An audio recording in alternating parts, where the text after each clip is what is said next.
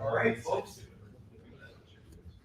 Season's greetings, happy holidays, all that. Welcome back. We'll open up today's press conference with defense coordinator Jim Knowles. At this time, over here to the right, Adam King, WBNS.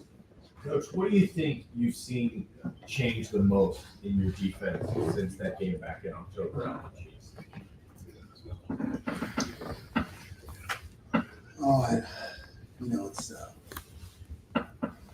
It's been a pretty good season. I mean, that game, we gave up a few that we shouldn't have. So, I don't know. I guess I'd just say a renewed intensity to, get lined up faster and, do your job. But I think it's been pretty strong throughout the year. We had a subpar game. Over to the left, Dan Hope, Lettermen Warriors. Jimmy, you mentioned that one game is really kind of an anomaly, at least statistically, when you look at what your defense has done this year. How much do you look at it as, we didn't do what we needed to do in this game, and how much of it is just Oregon's a really good offense? Both. They're really good. They challenge you in a lot of ways. And we can be better, and we have to be better. But certainly they're a very good team, very good offense, and they challenge you. Stefan Kreisnick, Cleveland.com. You've talked since that game a few times about your confidence in Denzel and the numbers back up the way he's played since that game. Where have you seen him kind of improve the most since then, or is it kind of that same way of that felt like more anomaly and what we've seen the rest of the way is kind of what you can expect from him? Yeah, he's steady. He's a great player, great person. That job that he does, and he'll be doing it for many years. It's, you're on an island, and there are times where, you don't make the play. So, but I feel like his resolve has been the same, and our trust in him has always been the same. So, we all learn how to handle ourselves in times of adversity, and he's a guy that's always going to bounce back. Pat Murphy, 24/7 Sports. You were talking about Oregon's offense in that game, but as you've watched them since then, do you see differences? Do you see things that maybe you didn't see in that first game that will be maybe more relevant for this one? Yeah, you're always going to see things. You can see how they attacked us and how they attacked other teams for the remainder of the season. So yeah, you're always going to pick up things. That's the job of a coach. But they've been pretty steady. They've been really good the entire year. Tony Girdman, Buckeye Huddle. Jim, is there any downside or just you've already played Oregon, and for a defensive coordinator, is there any part of that is a burden in already having played this team and they've seen what you've done, or is it all beneficial to have already played them? It's all beneficial, and it's all a burden. You know what I mean? It's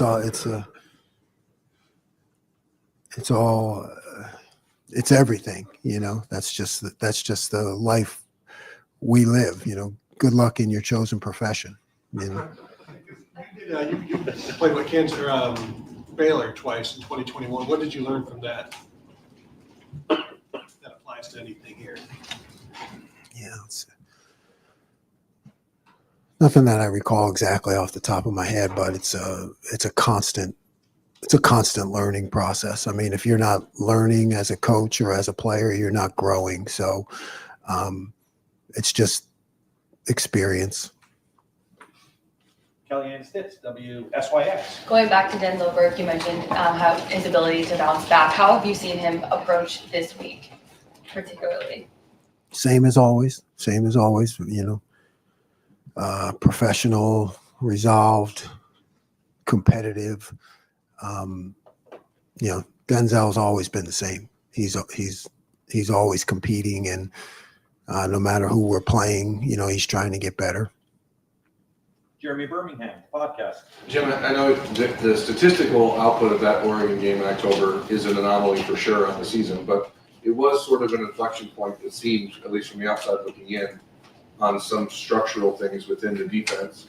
How confident are you that it's fixed based on the fact that in the last 7 games, you really haven't played someone that would be equivalent to what Oregon can do offensively?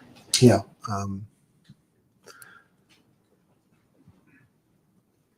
I'm always confident that it's fixed, you know.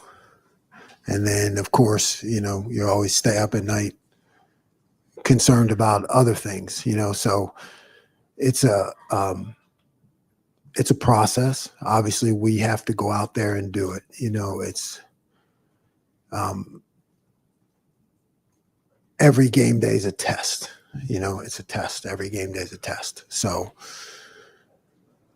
no matter what is done previously, you know, you don't get any credit for that. You got to go out there and prove yourself.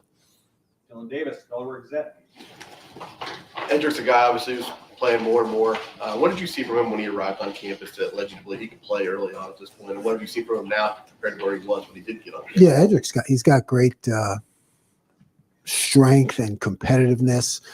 You know, he's one of those guys who comes in early and things don't seem too big for him. You know, a lot of guys need that transition time. He's a guy that, you know, he'll make mistakes, but he'll learn from them, and he really lets it roll off his back. And that's what you need in order to play early at this level. You got to keep your fire, you got to keep your intensity, and you got to know you're going to make mistakes, you know, and not let them get you down. I think that can hamper a lot of young guys early because you're going to make mistakes. But Edric is a guy who's got great personality and great energy, and he just keeps going. Dom Taveri, WBNS. Jim, you have said that you have great confidence in your defense. What gives you the confidence? What's the room like? Do you see a edge with your guys? Yeah, there's an edge. There's veterans. You know, I think that always gives you confidence when you have veterans. There's no panic. You know, if we give up a play or something negative happens, I mean, there's no panic. Guys know how to fix things. There's a lot of communication back and forth. You know, there's a lot of resolve to do whatever it takes to win the game. You know, no matter what happens during that game, our guys don't flinch. Do you see that they want this rematch? I mean, obviously you got to beat them to win the national title to get to the next level, but is this a game you guys have been pointing to that you want and you hope? I mean, you always hope for a second shot when you don't do well. I mean, that's life. You know, a lot of times you don't get them. So we have a chance to do better and be better. But in terms of the week to week process, I think, you know, when you have a team that's together with veteran leadership, the week to week process stays the same. You know, no matter who we're playing, the point has always been for us to be at our best, to get better from the week before, get better from earlier in the season, and keep improving. Austin Ward, podcast. Jim, we've seen, you know, games with JT at his best, wrecking opponents, Jack at the end of last year, but it feels like there haven't been many, if any, games where they were both as productive at the same time as they were last week. Is that a fair assessment? Would you agree with that? Can you think of anything else that was close from those two together? Yeah, I mean, in my mind, they're both great players and great young men. I mean, you couldn't find better guys. So I probably don't see it kind of the way that you guys do, because I'm seeing every play and every block and, you know, run game and everything that goes into it. I know, you know, you guys or the fans tend to just see the highlights, you know, but they've been consistent throughout my tenure here. Bill Rabinowitz, Columbus Dispatch. The word that was used after the Oregon game was re-engineering for the defense. I'm not expecting you to divulge too many details, although I'd be happy if you did. What really did change structurally, maybe psychologically, whatever? What was the big difference after that game? And how hard was that for you being a veteran coach and having to reassess the way you did that game? Yeah, it wasn't hard at all. I think if you're going to survive in this profession and grow, not just survive but grow and get better, you always have to look at yourself. You have to, see things that happen on the field and go back to, how did I coach that? How did I prepare for that? You have to take responsibility. So, probably when I was younger, that was hard, because you take it personally. I think now, my job is to not be emotional about it. My job is to fix it. That's my job. So, you got to evaluate it, and you can't blame the players. I think that's the biggest thing, you have to go back to how you're coaching and your process. So, in terms of the changes,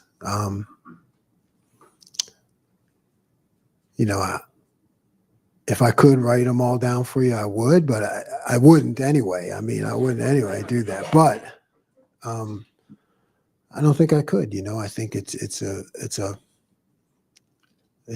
just a matter of seeing what's wrong, what happened, and fixing it. That's it. Stephen Means, Cleveland.com. I think the Oregon game is the only game Jermaine didn't play in. I don't know if you remember what went into that decision to just stick with Denzel and Davis and then the growth that you've seen from Jermaine that maybe allows you guys to think that he's maybe more ready to play in a game like this time. Yeah, I don't recall what went into that, but I know Jermaine should play and we trust him. So, he's been getting in there more, and, we consider him a starter, kind of like Cody Simon was for the first 2 years I was here. He's that next guy, but we can put him in the game at any time, and we need to. And if anything happens, he could play the whole game. All right, we're going to pause the live portion of this press conference and go to the World Wide Web. I think we have a question there from Joey Kaufman from the Columbus Dispatch. Joey? I don't understand. We're on a Zoom call as well, Coach. My bad. It'll explain things to you. Hi, Jim. I'm still live. Just remote. Where are you? Burbank, California.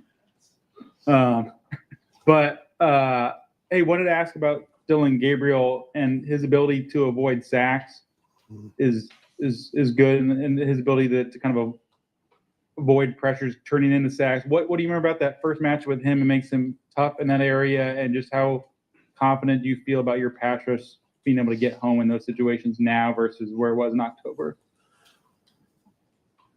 He's really good at that, so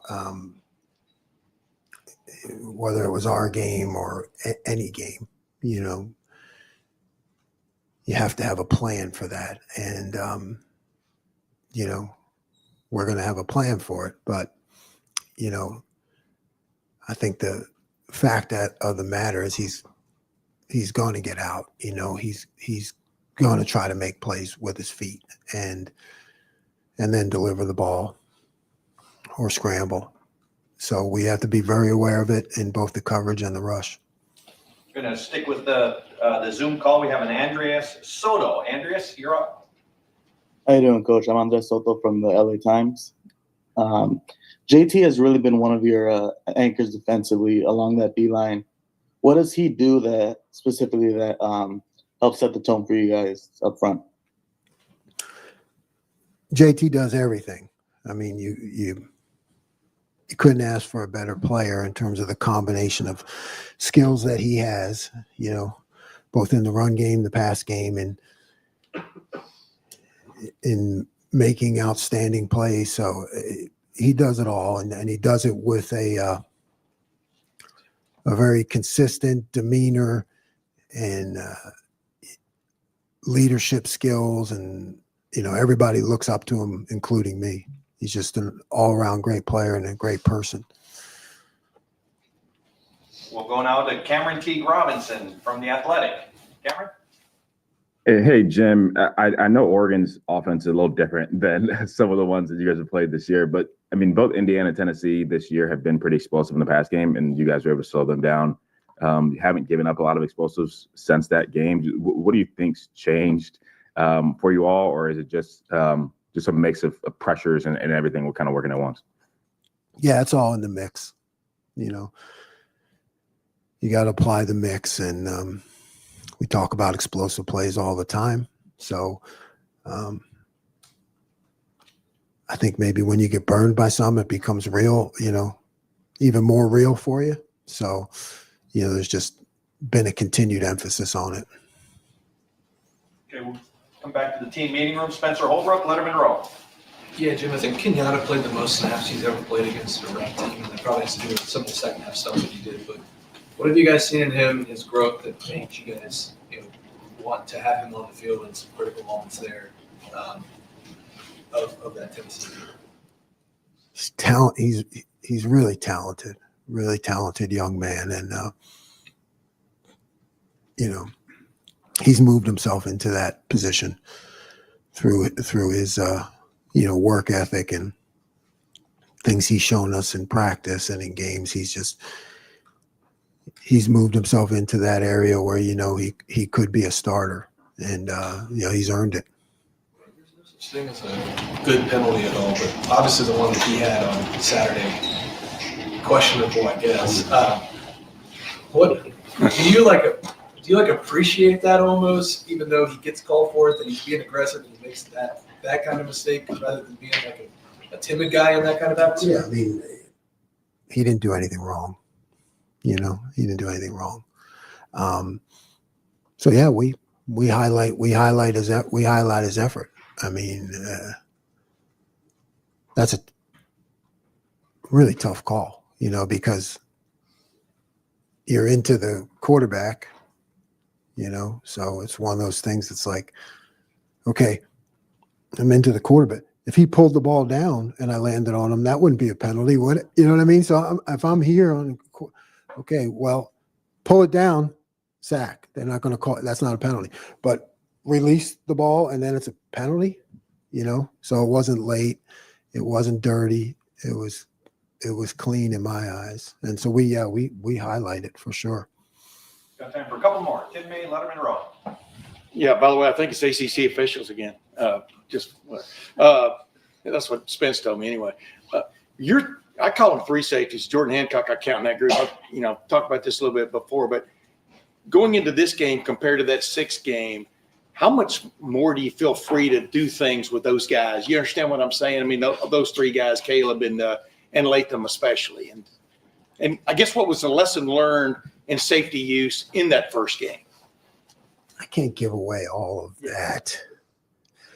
But you're right. You're right. We've grown Jordan a little bit, right? Yeah. So we're able to do more things. So I think you're right. We're able to do more things. And who of those guys has really come on in the last six games, from your opinion, Jim? Were they all three playing at a great level? I mean, yeah, they've been solid. They've really been solid. I mean, I can't, you know, I think they've all been great. And final question, Bill Landis, Kings of the North.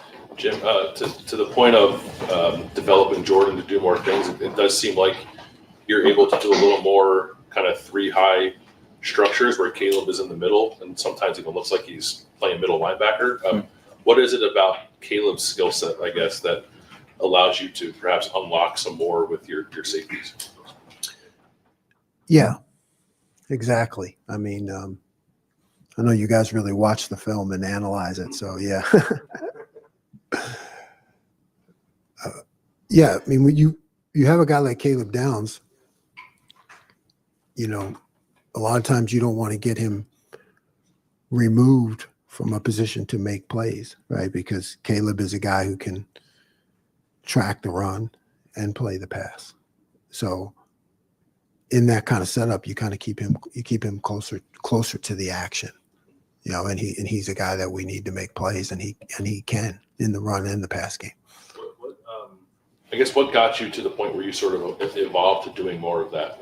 this year. I don't know that we saw a whole lot of the first half of the season. Yeah. Again, looking at how we can do things better. I've done it in the past, so just wanting to get him involved more too. He's a guy, like I said, who can make a lot of plays and make a lot of things right. He can make a lot of people right. So you think about how to get him involved more, and that's one of the ways to do it. Coach, thank you very much. Thanks, Jim.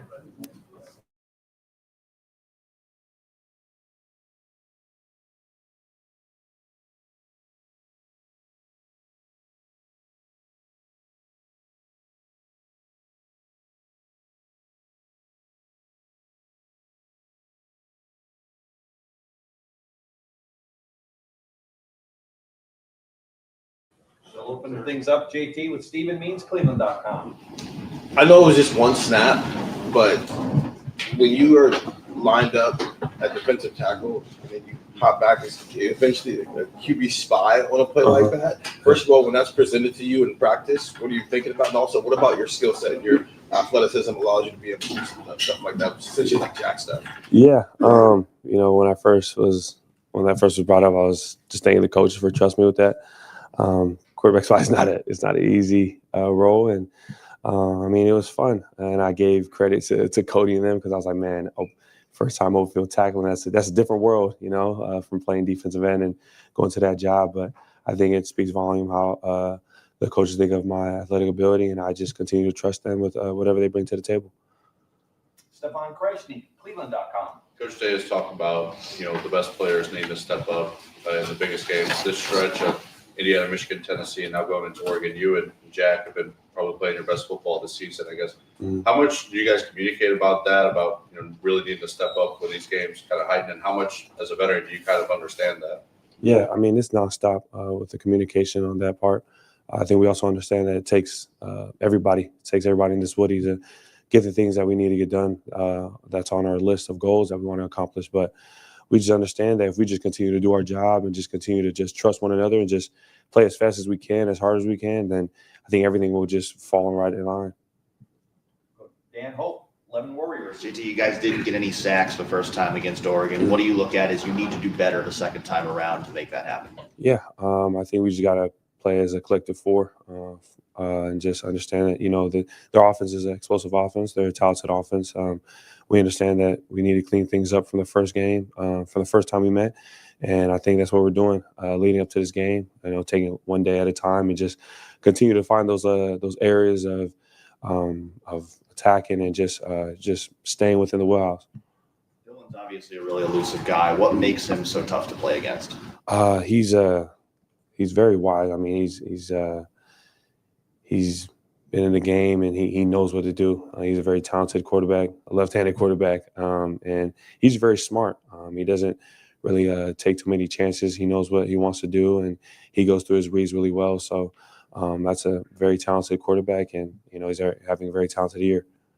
Austin Ward, the podcast. JT, when you, think back to those 2 weeks, you had the off week after Oregon the first time around, and off a game where you guys didn't get pressures, didn't get sacks. What was the process like to address that? How different has the defense felt for you guys in that front four since then? Like you mentioned the quarterback spy stuff. We've seen other games and twists. Like it seems from the outside like it was pretty extensive, some of the changes that were made. What was it like in that room for those 2 weeks as you guys are sort of changed over maybe some philosophies? Yeah, I think it's just keep everything simple, trusting the guys. And, I think we have so much trust in the coaches that they're going to make the right, the changes for us to be in the best position possible. And I think they did just that. And I think for us, we just had to go out there and just accomplish the plan. And whatever play was called, whatever it may be, just go out there and execute it. One thing we've been preaching is execution is really the motive. Anything we called, but as long as everybody's mindset has one mentality, which is just go get it and make sure there's no yard gain. I think that changes the mindset of everybody on the Silver Bullet defense. Did they feel like big changes to you all as they were ongoing, or I mean, at first, like, you know, it was a tough loss. So, you know, I think it felt like everything was big. But then when you kind of just take your time and look at everything and analyze everything, it was just like, man, we just need to keep everything simple, make everything just about us, and you know, not like feel like we're, you know, making everything about them. It's, you know, we can dictate what they do, and I think that was the mindset.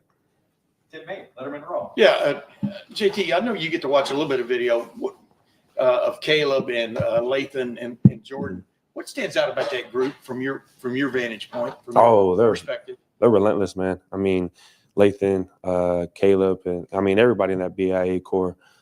Yes, they can cover, but you know, when it's time to, you know, stop the run, they'll come down 12 yards out, however far off the front line of scrimmage, and come and, you know, throw their nose in there. And you know, I respect them for that, because you know, there's gonna be times where we need them to make them tackles, and I mean, they're displaying it this whole season. Yeah, how critical are they in a game of this magnitude? Obviously, everybody's critical, but you know what I mean? Yeah. Sort of the last line of defense, but sometimes the last line of defense is in the middle of it. Yeah. I mean, they play a huge role. I mean, like you said, it takes everybody from the front four. It's like a chain reaction. The front four don't do their job, then, you know, it falls, you know, the back end. So we all have to work as a collective unit. And I think there's a reason that there's 11 of us out there. And, you know, it's crazy. If one person is doing their job, then, you know, something can go wrong. But if we just all continue to stay communication with one another, continue to just let each other know we have each other's backs and just trust one another, then, man, I think that performance is going to be off the charts. Over to the right, Kellyanne Stitz, WSYX. JT, how would you describe the mentality of the defense right now, getting this opportunity for a rematch with Oregon? Yeah, hungry and thankful. I mean, we know how the last time went. You know, we had a chip on our shoulder. I mean, we were riding high before that game, and we took that loss, and we came back, had to make a couple changes. But I think we understand what, you know, everything's at stake right now. You know, just fighting to wear another Ohio State jersey for the next game, that's what's on stake, and just to be able to represent this state and this team. I mean, we understand what's on the line, and you know, we're just hungry and blessed that we get this opportunity to play in the Rose Bowl. Right behind you, Adam King, WBNS. What do you remember most about walking off the field in Eugene? What was kind of going through your mind in that moment? I mean, there was I don't think anybody imagined us losing. You know, I didn't, that's for sure. And I think after that, it was kind of hit deep, understanding that, man, there's still a lot of ball left to be played. I mean, you can let it sting for a little bit, but, you know, if you let it carry over too long, then, you know, there goes your whole season. But I think we did a great job of just understanding, coming together in this room right here, not being afraid to display or hold accountability for one another. And, you know, as that happened, we came back, regrouped, and, you know, we're just going right now. And I'm just blessed for those specific moments, you know, losing. I mean, no one wants to lose, but the testimonies and the things you're taught within those little situations speaks volume. Spencer Holbrook, Lettermen Row. JT, what have you seen from Kenyatta the last couple of weeks? Was there like a push from him? Have there been conversations with him? Because it seemed like he was playing some of his best football in Tennessee. Yeah, I mean, that's my boy. He's in the R2X club too. But you know, Kenyatta, I mean, every time his number's called, he goes out there and makes the most of it. You know, no matter where we at in the game, when he goes out there, he's just hungry. He wants to go make plays, and you know, we see it in practice, so it's not surprising to us. Bill Rabinowitz, Columbus Dispatch. Dylan Gabriel's obviously very elusive, very talented. He's not very tall. How important could it be to just kind of stay in your pass rush lanes and deflect a lot of balls and kind of make a difference that way? Yeah, I think it just comes on being disciplined, knowing who you're playing against. Like you said, Dylan, he's short, but he's very elusive. I mean, he is making throws. I mean, he can get out the pocket. He can do everything. So I think for us, we just got to stay disciplined and just continue to just meet with Coach Jay, meet with Coach Knowles, and understand how we can just eliminate that. One question about you and Jack. I mean, your personality seem to be a little different. You're more on the quiet side. He's not. Yeah. I mean, you've played together 4 years, both five-star guys. Kind of describe your relationship with him, friendship with him, and just kind of how you complement each other. Man, that's my brother. Like you said, we're different but very alike. I think outside, like you said, he's louder, I'm quiet. But you know, once we're on that field, we're like the same person. We'll do anything for this team. You know, we'll die for our players, and we'll give everything we got. roomed together for 4 years, correct? Yeah, Fall fall camp, camps. every road trip. Yeah, sometimes go over there, sleep over there. So yeah. Who's the neat one? Who's the messy one? We have our share of days when I'm neat, he's neat, or we might both be messy, but we do a good job. Yeah, I'd probably say I'm a better cook than Jack though. Tony Girdman, Buckeye Huddle. When you're playing a team for the second time, and that was almost a season ago by now, Yeah. how much are you at square one with this scouting and preparation, or how much do you take from that game, and how much do you avoid taking so that you don't have any preconceived notions of what you're going up against on the offensive line? I say it's pretty 50-50. I mean, that game, like you said, it was a while ago, but at the same time, they elevated as a team, and so did we. So we understand that they made some changes for sure. There's certain tendencies we can take back from that game, but we also understand that they went on a little run after that, and we can see that they elevated as an offense. So we just got to continue to watch those games, dissect the other games, and just continue to see what stands out and what they changed from the past game. We got a couple calls on Zoom that we'll wrap up with. First, we have Nick Hamilton from Nightcast Media. Nick? Just wanted to ask you basically about the synergy of this defense and how you guys were able to not only celebrate the triumphs, but get through the adversity, be able to be this top-notch defense that you are in college football today. Can you repeat the question one more time? Yeah, no problem. Wanted to ask you about the synergy you all were able to develop over the course of the season, obviously celebrating the triumphs, but also getting through the adversities to where you all are the top-notch defense that you all are today. Yeah, I mean, like you said, we went through a lot of triumphs to trials, but there's a lot of things we can take away from all the wins and losses, and from those wins, we understood that, hey, we can be the best defense in the country, and from those losses, we understand that there's still things that need to be fixed. And I think when you take all that in at once, it comes down to the common goal or the common topic, which is there's always learning points everywhere. And depending how we dissect those games or how we just continue to come as one and elevate, we continue to just collect all those learning points and just continue to grow from them. And one final question, Joey Kaufman, Columbus Dispatch. Joey? JT, what have you guys done better especially in the Tennessee game and just late in the season? You think about turning some of the pressures that you've got on quarterbacks into sacks and getting home in some of those situations? Yeah, I think it was more just understanding the defense as a whole, understanding everybody's job. I think as the season went on, we had to understand that we have to know what's going on in the back end. We have to know what's going on to the linebacker crew to understand what plays we have room of freedom in. And I think once we understood that and got a better understanding of everybody's job, I mean, it showed this play because everybody knows what each other's doing. It's not like the linebackers know what they're doing. And the corners and BI, they know only their job. I think we all know each other's job, and we continue to ask each other questions on, if they're blitzing, how they can get to the quarterback. And, if I'm dropping and playing quarterback spot, I can ask Cody on how to open field tackle. So, we just kind of lean on each other's understanding because, like I said, like Denzel knows how to play corner better than I know how to play corner. So, he has more wisdom at that position than I do. JT, thank you very much. Thank you. Thanks, man. Right across the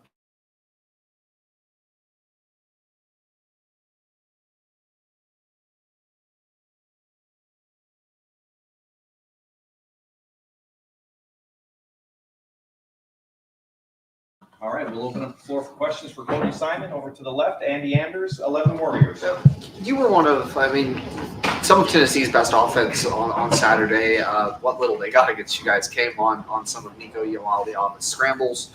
You were one of the guys that seemed to actually be able to consistently get him down in the open field. What goes into being a good open field tackler? I think it's definitely tough when tackling quarterback is a lot different than running back in my eyes, and sometimes you really have to put him in that same mold. And I think I was able to just he's good with his head fakes, he's good with a lot of little stuff, and a lot of quarterbacks should play are like that. So I mean, it's really just trying to stay down and stay square, and I was able to make a couple plays, so that was good. Pat Murphy, 24/7 Sports. Cody, that first game, Gabriel obviously was able to elude a lot of what you guys did. How do you feel like that has changed, and how do you feel like he still is a challenge, even with some of the pressure you guys have got? Yeah, I mean, he's a really smart quarterback, really experienced player. So he's able to move around the pocket really well. So it's going to be our job to really give him different looks and really give him a tough time in the pocket. We can't make him comfortable. We can't allow him to sit back and just pick apart our defense. So it's going to be our job to make it complicated for him, and we have a good plan together. So we're excited to really see what happens. Do you think having seen that live once already helps as opposed to just watching it on film? Oh, definitely. I mean, you can. It's easier to correct your mistakes than correct other teams you're watching on film. So we know what we can do to be better, and we're just gonna have to go and implement that and make sure we execute. Fourth row right, Andrew Gillis, Cleveland.com. Cody, Terrence Ferguson is obviously a pretty big part of their offense. I think he had 4 catches against you guys last time, but there were some big plays, including that 4-time conversion. What challenge does he provide, especially when you have an offense that is as talented as there on the outside, and you have a guy like that up the tight end? Yeah, no, he's a big frame, big tall player, and he's a good player. I mean, we have to, really, it's about following our rules. We have different things that we can play against them and different coverages, and so we're going to be try to change things up and really be able to focus on all their skill players and all their talented. They have talented offense. So for us, it's just going to be matching up well and doing what we do best. Stefan Kreisny, Cleveland.com. Seems like Jack and JT have really hit a stride in their game the last few times out. How much does that help the defense with those two guys who are playing at the level that they have been this past month or so? Yeah, it makes it so much easier. I mean, those guys, they're some of the best in the country. So we can let them go and play free and play aggressive. I mean, it helps defense in so many ways. And so, we're thankful to have those guys because they really create a lot for our defense. And we need that same type of play from them from now on. And I'm really confident in them because they put in the work. They do all the hard work to get to that point. So I'm confident in them. Austin Ward, the podcast. Cody, was that the first helmet you've ever cracked? Yeah, I think so. I mean, I didn't even know at the time it was cracked. I wish I brought my feet more in that play, but it was pretty cool. I mean, I've never really seen that happen before. So except for Mahomes, I think. Yeah. Did you guys have any sense after that? It was such a physical hit. It was also a key tackle to get off the field. Did you think that sent any message both for the rest of you guys on the defensive side or to Tennessee about what that game was going to be like? Yeah, I mean, we knew how important stops were in that game, and more so than the hit, just to be able to get off the field. I think that was a huge part for us because we know if they can drive the ball and create big plays, it'd be a tough and long day for us on defense. So, I'm happy that we got those stops that we needed to get, and that was one of them. And all those stops really propelled us to have a good game on defense. Bill Rabinowitz, Columbus Dispatch. Cody, what changed the most after the Oregon game and the re-engineering of the defense? Was it mindset? Was it a schematic thing? What changed the most? I'd say the most prominent change is really just that attitude and that mindset. I mean, we knew we played good before that, and we'd done a lot of things, but sometimes you need a little like juice and a little bit of that. So obviously stuff has changed, scheme has changed, stuff is like attitude has changed, but I think we have that mentality that we have to be able to win games no matter what on defense, and to be able to do that. I mean, we say it all the time in our meetings, like it doesn't matter what the offense does, we should go out there and be able to win a game. So I think we brought back that mentality, and it has to keep going. It can't just stop at Tennessee. It has to keep going to Oregon. You played so well before that, and then that kind of came out of nowhere. Yeah. Was it how much of a rude awakening was it? How much did it make you realize, okay, we're not there yet? Yeah, no, we had that was a rough 2 weeks for us after that game, where we had to really we had a lot of tough conversations. We had a lot of overhaul and just really looking inwards at ourselves and what do we have to change. And I think what we've done so far has been pretty well, and we have to keep that going because it doesn't matter. It's really what you've done lately. So we have to do that for this next week. Stephen Means, Cleveland.com. If you were a coach, how would you grade JT Snap as a linebacker against Tennessee? Snap as a linebacker? No, I mean, I give a lot of credit to Nico as a quarterback. I mean, he did his thing, moving around the pocket. It's not easy trying to. Oh, you said JT as a linebacker, or for me, how I would. Yeah, how would you grade it as a linebacker? Snap? Oh, I mean, some tough plays. I mean, that's football though. Sometimes guys get juked, whatever happens. But he always keeps coming. That's the best part about JT. Like he'll never stop playing as hard as possible. So I'm happy he kept going, and he made a lot more plays after that too. So You said that it's very different tackling a running back than a quarterback. Just in your, what's the main difference between how to tackle those two types of players? So what I've noticed is, when quarterbacks are scrambling and they're particularly like good scramble threats, they use that ball fake a lot more, and no matter what, even if they're past the line, it's still threatening. Like it's just the mentality, like the playing defense. You're always worried about them throwing the ball, so they have a little bit more wiggle. Whereas running backs, there's a certain amount of juke moves that they could use, or whatever moves they use. So, I think a lot of the things that we do is just trying to just treat quarterbacks who scramble like running backs. Just try to stay down, because your presence affects it no matter what. So if you're jumping for throws, you're probably gonna be wrong. All right, we have time for a couple more. I think we just have one. Someone else wants to jump in, but we got Tim May, Lettermen Row. I was trying to hold my hand up. Cody, what has your interaction been like with Caleb and Lathan, especially from standpoint of feedback, maybe between plays, maybe on the sidelines after series and stuff? Has it grown as the season has gone? And what do those guys especially bring to the table in that regard?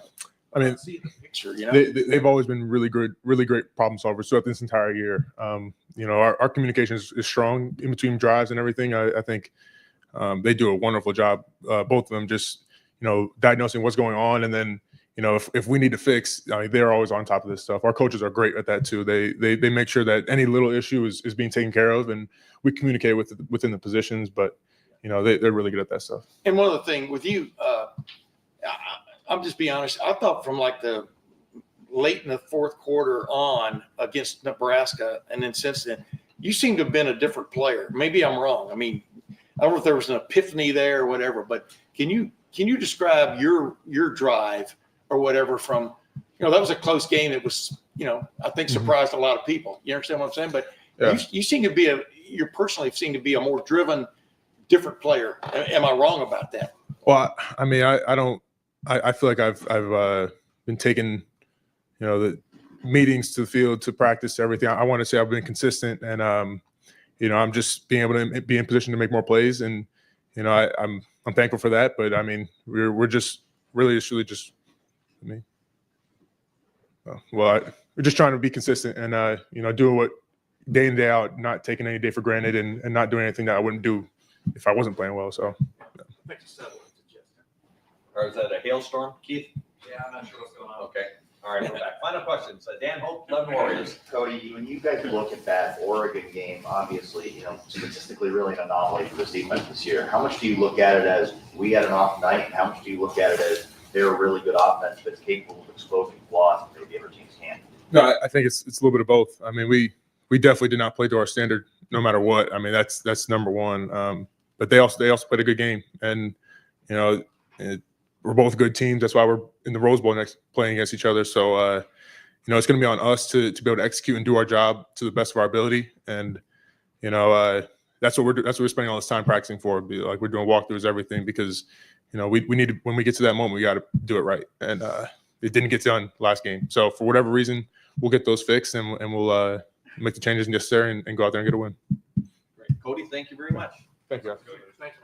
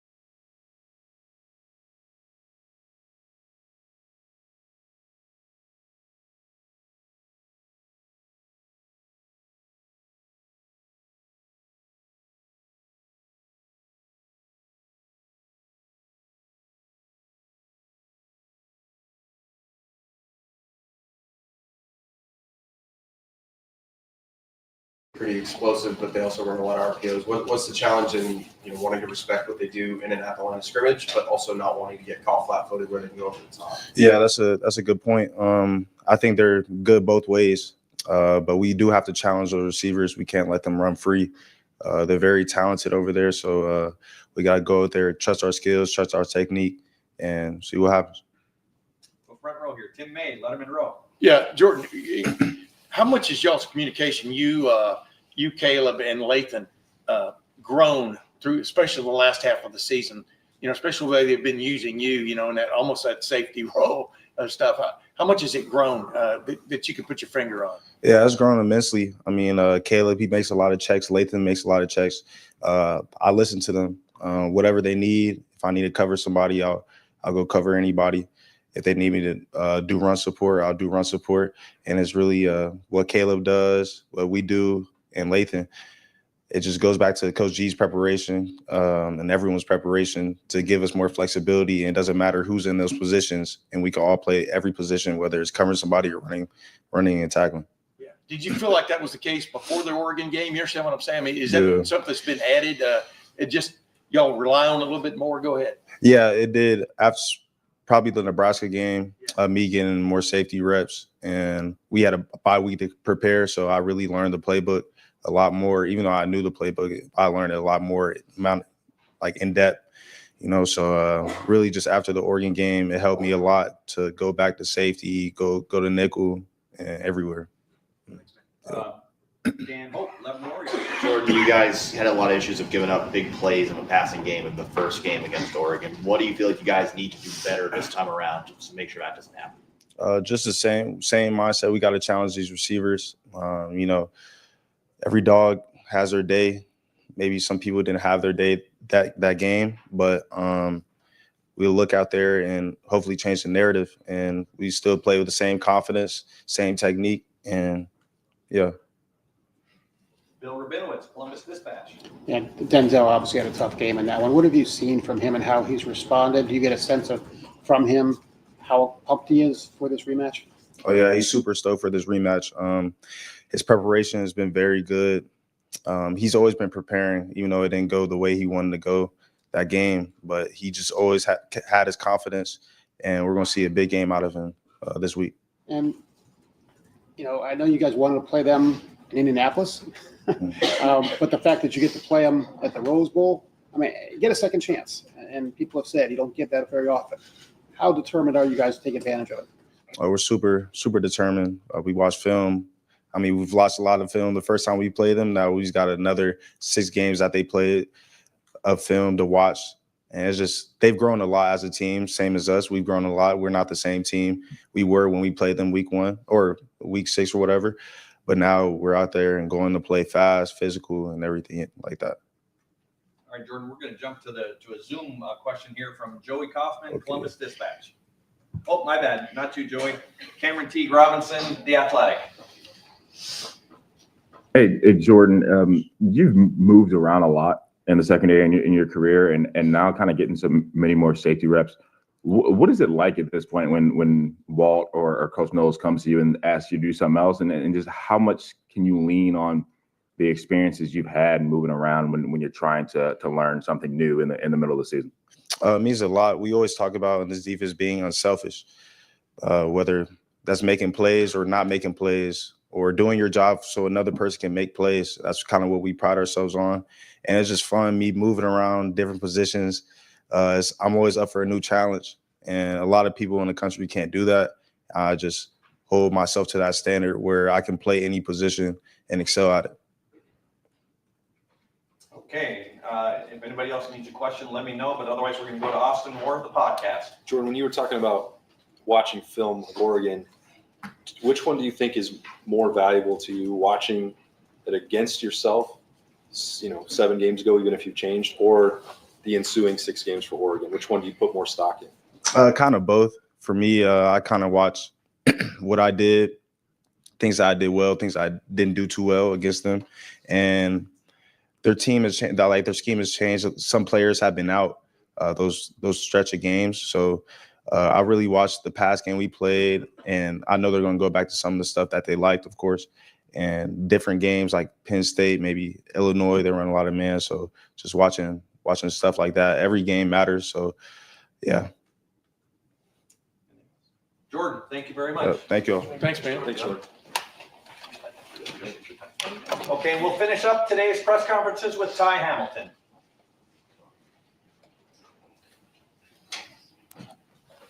Thanks, Ty. Yes, sir. All right, we will open up the floor. Third row left, Andy Anders, 11 Warriors. Can you speak to the importance of collapsing the pocket and maintaining rush lanes at the same time, and what that balance will be like against a quarterback with the escapability of Dylan Gabriel?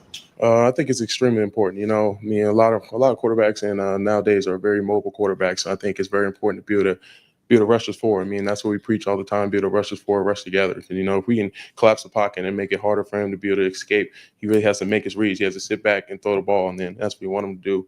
We want him to be able to make it pressure when he throws the ball every single time. So being able to cage the pocket and collapse the pocket while he's throwing the ball makes it easier for us to make sacks. Right next door, Dan Hope, 11 Warriors. Ty, just when you look at that first game not getting any sacks, what do you feel like you guys didn't do well enough as a pass rush that first game, and how can you improve on that this time? I think it all comes down to technique. I mean, we knew what we wanted to do getting in the game, and we didn't get it done.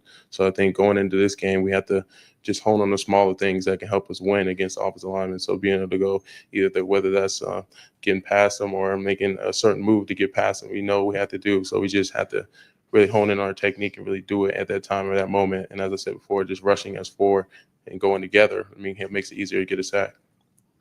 Front row right, Austin Ward, the podcast. Ty, when you think back to that first meeting and then having 2 weeks to look at, dissect what happened, try and correct it, how different does the way you guys rush the passer feel now compared to whether that's scheme, whether that's mentality, whatever, working with four?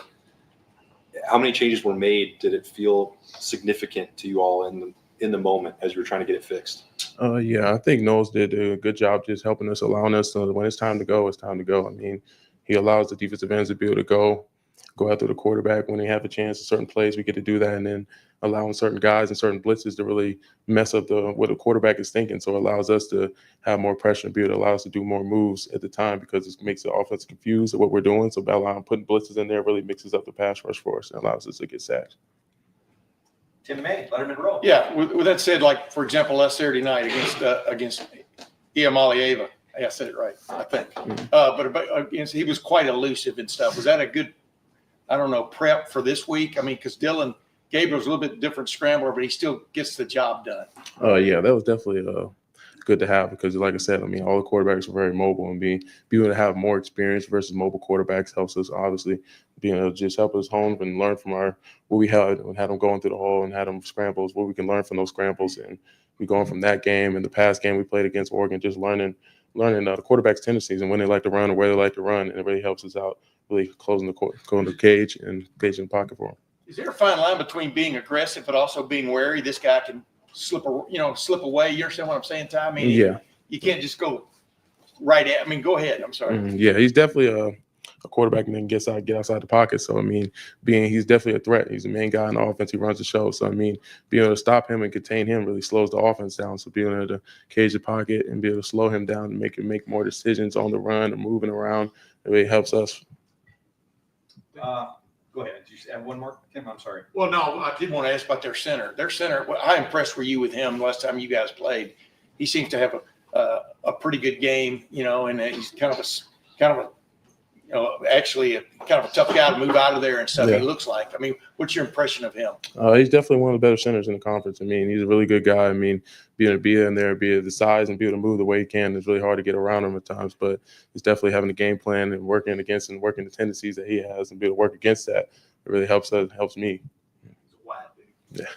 Fifth row middle, Stephen Leonard, college football dogs. Yeah, and kind of piggybacking on that, how much of it was their offensive line being the strength of their team versus Dylan Gabriel being able to escape and the lack of pressures that we had on our defense? Yeah, I mean, when you got a good offensive line, I mean, it makes it even better for a quarterback, being able to roll out to know that your lineman's going to help you protect you when you're in the pocket. So, I mean, it makes it easier for throws, and it makes it harder for us, honestly, for having a good offensive line. So, I mean, like I said before, just being able to attack that offensive line, attack their weaknesses, and be able to go after them and make it harder for the quarterback, makes it harder for them overall. Fourth row right, Andrew Gillis, Cleveland.com. What's the challenge, similar to Tim's question, in when you play a team like this that runs the level of RPOs that they do, that runs the results they do? How do you stay true and be aggressive and force the issue where Dylan Gabriel's really good at making those reads? Yeah, like I said, just putting pressure on them. I mean, just be able to get back there. I mean, we got a lot of different plays that can help us get back there faster and playing to their tendencies. A lot of times they have the RPO. The RPO helps them out. It means to get the ball out fast. I mean, things like Jackson and JT being able to get their hands up, knock the ball down, creates a stream amount of pressure for the quarterback when you got hands in your face all times.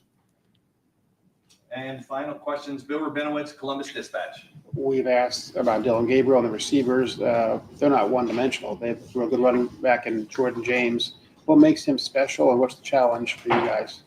I think he's definitely one of the better running backs in the conference as well. I mean, just how hard he runs it's hard to bring him down at times. So, I mean, as a front four, we pride stopping the run. That's the first thing we're going to do as we go on in the game. I mean, pass rushing is good and all, but if we can't stop the run, I mean, they're going to run the ball down and throw all the time. So, all the time we have to figure out how we're going to stop them, how we're going to run the ball, and then we're going to take them down. So, I mean, it's our job as a front four to go in there and stop the run. We're going to make them one-dimensional as we go out there. So, I mean, if we get out there every time, every mindset we go out there, it means we're going to get them. We're not going to allow them to get any yards, allow them to get going. We're going to stop them. We're going to make them throw the ball.